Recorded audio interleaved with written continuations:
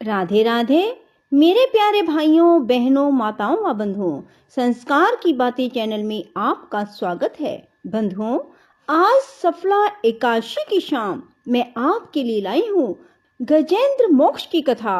बंधुओं, सफला एकादशी की शाम गजेंद्र मोक्ष की कथा सुनने मात्र से आप सभी प्रकार के कर्जों से मुक्त हो जाएंगे। बंधुओं, आपकी श्री हरि विष्णु हर मनोकामना पूरी करेंगे। बंधुओं, यदि आपने हमारे चैनल को अब तक सब्सक्राइब नहीं किया तो जरूर करें और बेल आइकन दबाना ना भूलें, ताकि आपको हमारी आने वाली सभी वीडियोस की जानकारी सबसे पहले हो सके।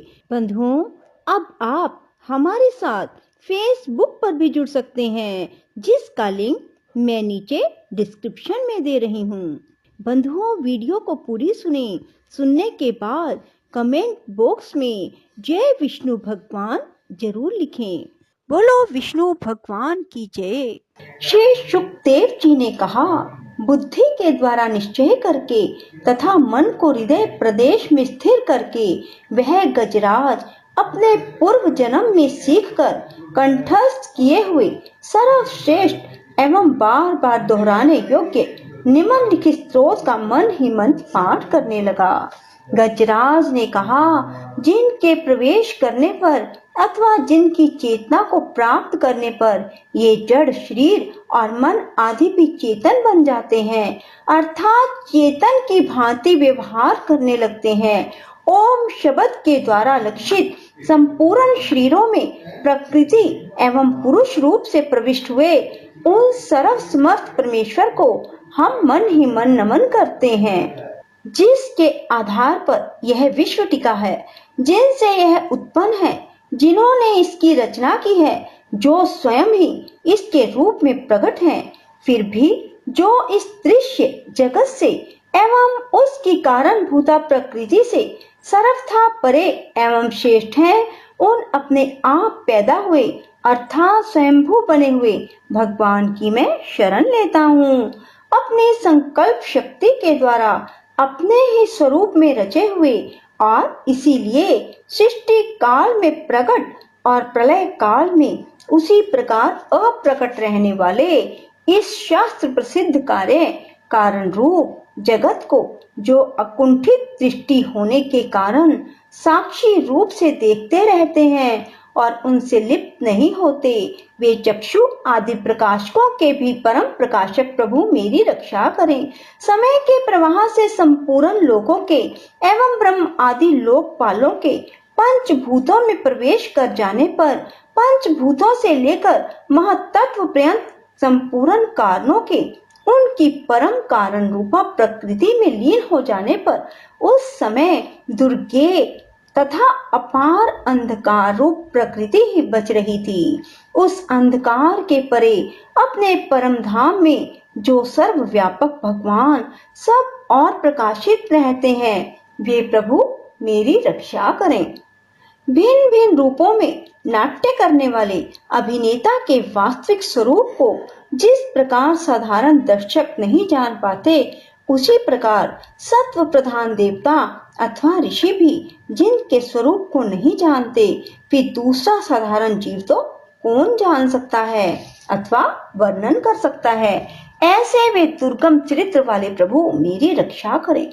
आसक्ति सर्वथा छूटे हुए संपूर्ण प्राणियों में आत्म बुद्धि रखने वाले, सबके अकारण हेतु एवं अतिशय साधु स्वभाव मुनिगण, जिनके परम मंगलमय स्वरूप का साक्षात करने की इच्छा से वन में रहकर अखंड ब्रह्मचर्य आदि अलौकिक व्रतों का पालन करते हैं, वे प्रभु ही मेरी गति हैं।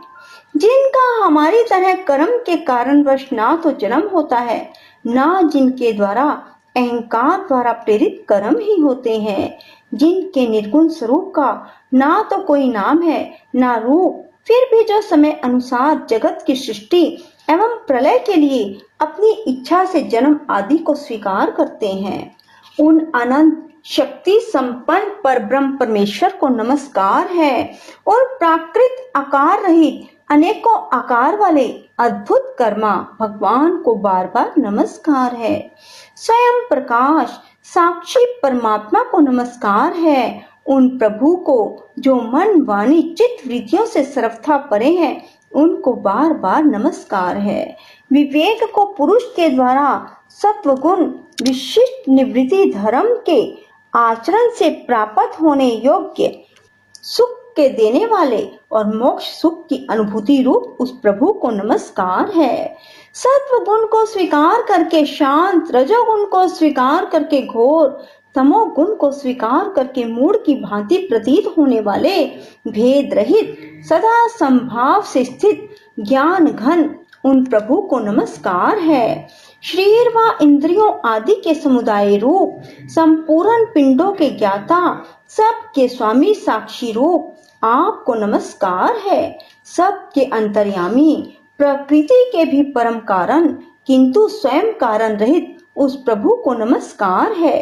संपूर्ण इंद्रियों एवं उनके विषयों के ज्ञाता, समस्त प्रतीतियों के कारण रूप संपूर्ण जड़ प्रपंच एवं सबकी मूलभूता अविद्या के द्वारा सूचित होने वाले, संपूर्ण विश्व में अविद्या रूप से भासने वाले आपको नमस्कार है।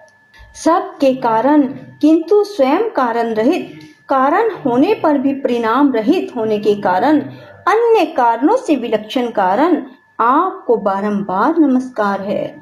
संपूर्ण वेदों शास्त्रों के परम तात्पर्य, मोक्ष रूप एवं श्रेष्ठ पुरुषों की परम गति भगवान को नमस्कार है।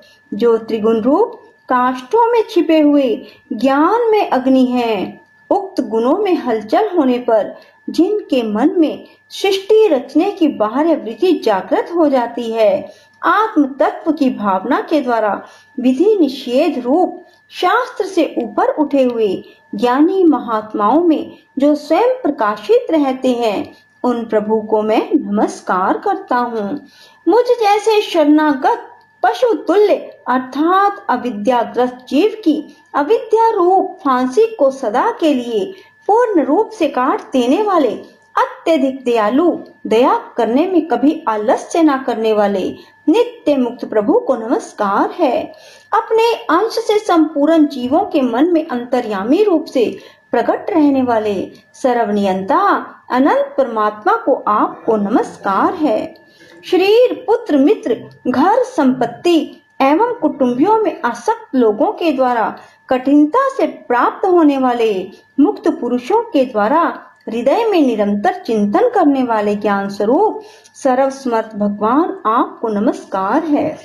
जिन्हें धर्म, मनोवांछित भोग, धन और मोक्ष की कामना से भजने वाले लोग अपनी मनचाही गति पा लेते हैं, अपितु जो उन्हें अनेक प्रकार के अयाचित भोग, अविनाशी पाशर शरीर भी देते हैं, वे अतिशय दयालु प्रभु मुझे इस विपत्ति से सदा के लिए उबार लें।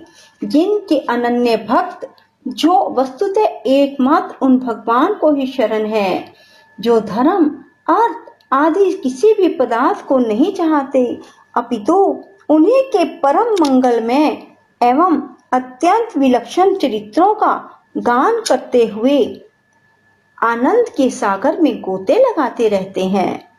उन अविनाशी, सर्वव्यापक, सर्वश्रेष्ठ ब्रह्मा आदि देवों के भी नियामक और भक्तों के लिए अप्रकट होने पर भी भक्ति योग द्वारा प्राप्त करने योग्य, अत्यंत निकट होने पर भी माया के आवरण के कारण अत्यंत दूर प्रतीत होने वाले, इंद्रियों के द्वारा अगम्य, अत्यंत दुर्विज्ञेय और अंतरहित किंतु सब के आदि कारण, सब ओर से परिपूर्ण उन भगवान की मैं स्तुति करता हूँ।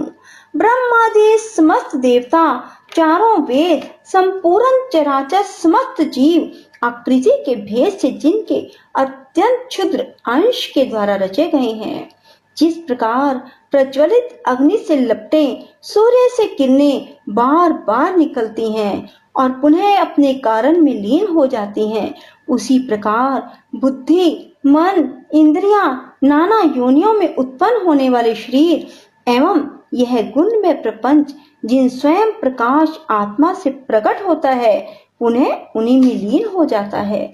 वे भगवान वास्तव में ना तो देवता है, ना असुर, ना मनुष्य, ना तिर्यक, ना वे स्त्री, ना पुरुष, ना नपुंसक ही हैं, ना वे कोई जीव जिनका इन तीनों ही श्रेणियों में समावेश ना हो सके। ना वे गुण है, ना कर्म, ना कार्य है, ना कारण ही है। सब का निषेध हो जाने पर जो कुछ बचा रहता है वही उनका स्वरूप है। वे ही सब कुछ हैं। ऐसे भगवान मेरे उद्धार के लिए आविर्भूत हों। मैं इस ग्रह के चंगुल से छूटकर जीवित रहना नहीं चाहता, क्योंकि भीतर और बाहर सब ओर से अज्ञान के द्वारा ढके हुए उस हाथी के शरीर से मुझे क्या लेना देना है। मैं तो आत्मा के प्रकाश को ढक देने वाले उस अज्ञान की निवृत्ति चाहता हूँ, जिसका कालक्रम से अपने आप नाश नहीं होता, अपितु भगवान की दया से अथवा ज्ञान के उदय से होता है। इस प्रकार मोक्ष का अभिलाषी मैं विश्व के रचिता, स्वयं विश्व के रूप में प्रकट तथा विश्व से सर्वथा परे, विश्व को खिलौना बनाकर खेलने वाले, विश्व में आत्म रूप से व्याप्त, अजन्मा, सर्वव्यापक एवं प्राप्त होने योग्य वस्तुओं में सर्वश्रेष्ठ श्री भगवान को प्रणाम करता हूँ। उनकी शरण में हूँ, जिन्होंने भगवत भक्ति रूप योग के द्वारा कर्मों को जला डाला है। वे योगी लोग उसी योग के द्वारा शुद्ध किए हुए और अपने हृदय में जिन्हें प्रकट हुआ देखते हैं, उन योगेश्वर भगवान को नमस्कार करता हूँ।